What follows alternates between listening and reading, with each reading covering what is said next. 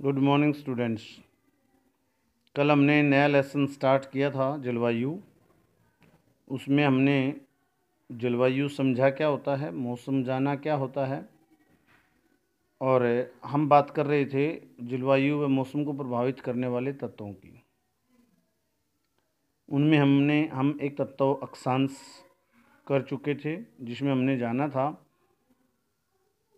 कि अक्षांश तय करता है कि मौसम किस प्रकार का होगा, कितने अक्षांश पर कोई देश या क्षेत्र स्थित है, उससे तय होता है कि वहाँ का मौसम या जलवायु कैसी होगी।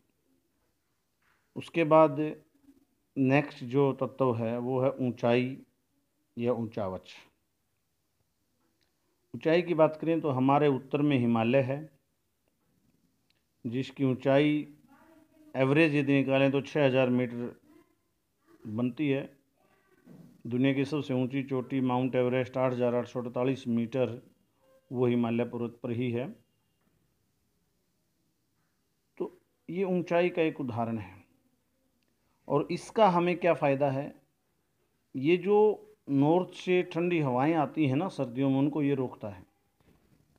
सर्दियों में हिमालय से हालांकि ठंडी हवाएं आती हैं, वो इतनी ठंडी नहीं होती जितनी हिमालय से भी पार यदि चाइना से और रसिया से ठंडी हवाएं आएँ तो टेम्परेचर जो है माइनस में चला जाए। हमारे यहाँ जो टेम्परेचर सर्दियों में 10-11 के आसपास रहता है या रात का 4-5 भी चला जाता है, वो यदि हिमालय पर्वत ना होता तो माइनस तक जाता। जैसा आज हिमालय के पहाड़ों में हमारा लेह लद्दाख वगैरह में होता है ना -40 वगैरह, वो हमारे यहाँ पर चला जाता। दूसरा जो है, हमारे पूरे उत्तर भारत में वर्षा करवाने में ये सहायक है। तो इस प्रकार ऊंचावच या ऊंचाई भी जलवायु को प्रभावित करती है। उसके बाद वायुदाब, ये एक महत्वपूर्ण तत्व है, इसको समझना। वायु हमेशा उच्च वायुदाब से निम्न वायुदाब की तरफ बहती है। अब ये वायुदाब क्या है? एयर प्रेशर बोलते हैं जिसको, एयर प्रेशर। जैसे पानी होता है ना, ऊंचाई से नीचाई की तरफ बहता है, ऐसे ही वायुदाब जो है उच्च वायुदाब से निम्न वायुदाब की तरफ बहती है। उच्च वायुदाब का मतलब है कि इधर हवा ज़्यादा हो गई, अब और हवा यहाँ नहीं आ सकती, कैपेसिटी और नहीं है, इधर हवा कम हो गई, तो वहाँ उधर वाली जो ज़्यादा हो गई उधर जाएगी जिधर कम है, फिर उधर ज़्यादा हो जाएगी, फिर उधर वाली उधर, ऐसे चलती रहती है हवा। पूर्व से पश्चिम, पश्चिम से पूर्व, पूर्व से पश्चिम, पश्चिम से पूर्व। पुराने बुजुर्ग हमारे जो पड़ुआ पछुआ कहते थे। तो ये वायुदाब उच्च वायुदाब से निम्न वायुदाब की तरफ चलती है। फिर ये जलवायु को कैसे प्रभावित करती है? जहाँ पर उच्च वायुदाब होती है वहाँ की जलवायु को वो निम्न वायुदाब की तरफ लेकर जाती है अपनी पवनों के द्वारा। जैसे मान लो उत्तर में वायुदाब अधिक होता है, तो उत्तर से जब हवाएं आती हैं तो सर्दी होती है हमारे यहाँ पर, क्योंकि उधर ठंड होती है। दक्षिण में भूमध्य रेखा है, उधर गर्मी होती है, उधर फिर वायुदाब अधिक हो जाता है, फिर उधर से हवा उधर चलना शुरू देते हैं, गर्मियों में लू जो चलती है। ऐसे ही जो समुद्र में वायुदाब अधिक होता है तो समुद्र से सतल की तरफ पवनें चलती हैं, तो वो समुद्र से जो हैं पानी की बूंदें उठा कर लाती हैं, यानी कि मानसून आता है, वर्षा आती है। ऐसे ही सर्दियों में जो बारिश होती है वो पश्चिम की तरफ से हवाएं आती हैं, वेस्टर्न डिस्टर्बेंस जिसको बोलते हैं, पश्चिमी विक्षोभ, तो उधर वायुदाब अधिक होता है।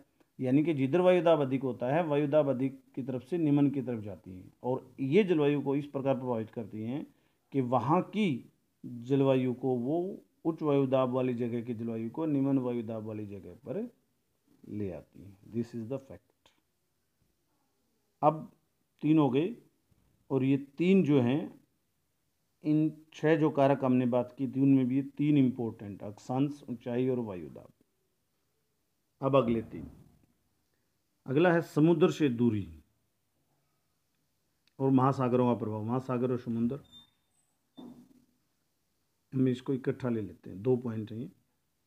समुद्र से दूरी का मतलब ये है कि जो एरिया समुद्र से जितना नज़दीक होगा, यानी समुद्र के आसपास वाला एरिया में सम जलवायु होती है। आगे हम पढ़ेंगे जलवायु 2 प्रकार की होती है, सम और विषम। सम का मतलब जो सारा साल समान रहे।